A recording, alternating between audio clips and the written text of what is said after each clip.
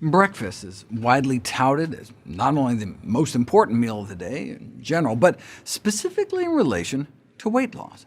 This is not just a pop culture prescription from checkout aisle magazines, but an idea put forward by prestigious institutions such as Johns Hopkins, NYU, Mayo Clinic. Right? Even the United States Surgeon General.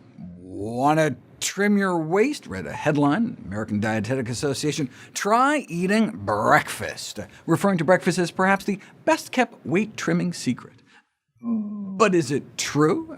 The Duke School of Medicine's health newsletter was skeptical. It's always been billed as the most important meal of the day, until now. While it's widely presumed that eating breakfast protects against obesity, the belief is held up as a poster child of biased distortion of the scientific record. No one can argue that there isn't an association between body weight and breakfast. Studies have shown that obesity and breakfast skipping tend to go together beyond a shadow of a doubt. In fact, gratuitously so. By 1998, we already had what might be considered strong evidence of an association between breakfast skipping and obesity, but researchers continued to repeat such studies to the point of ridiculousness. This meta-analysis found that by 2011, the combined p-value had reached 10 to the negative 42. OK, what does that mean? Why is that ridiculous? In science, p-value refers to the chance of getting a result that extreme if, in fact, there really was no such effect. How small a chance is 10 to the negative 42?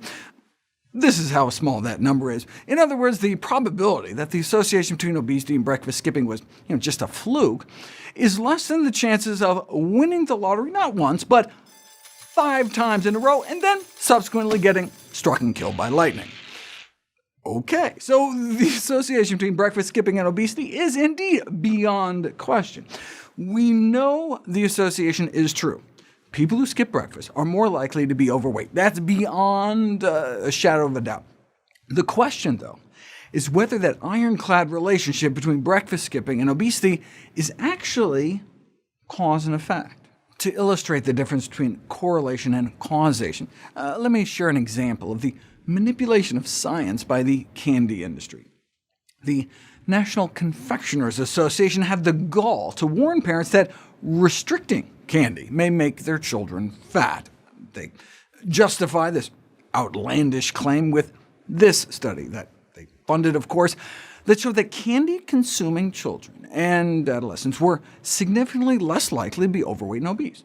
The industry-funded researchers go on to imply that this exonerates candy, but what's more likely? That cutting down on candy led to obesity, or rather that obesity led to the cutting down on candy, right? In other words, the lower candy consumption may reflect the consequences of obesity, not the cause, right? As parents of obese children try to restrict treats.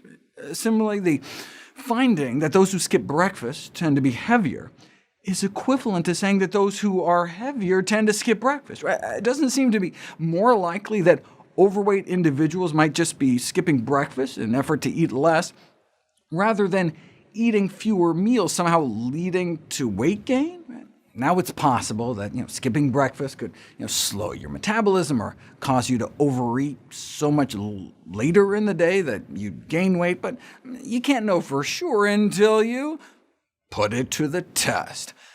Sometimes randomized controlled trials are infeasible, impossible, or unethical. To test to see if parachutes save lives, you can't exactly boot half the people off a plane without them, but you could easily randomize people to eat breakfast or not, and just see what happens.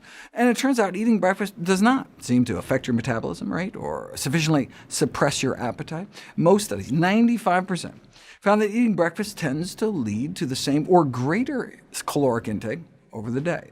Even when people ate more at lunch after skipping breakfast, they didn't tend to eat an entire breakfast worth of calories more, and so ended up eating fewer calories overall. For example, feed people about a 500-calorie breakfast, and at lunch they may eat about 150 calories less than those randomized to skip breakfast, but they would still end up with about a 350-calorie surplus over the breakfast skippers.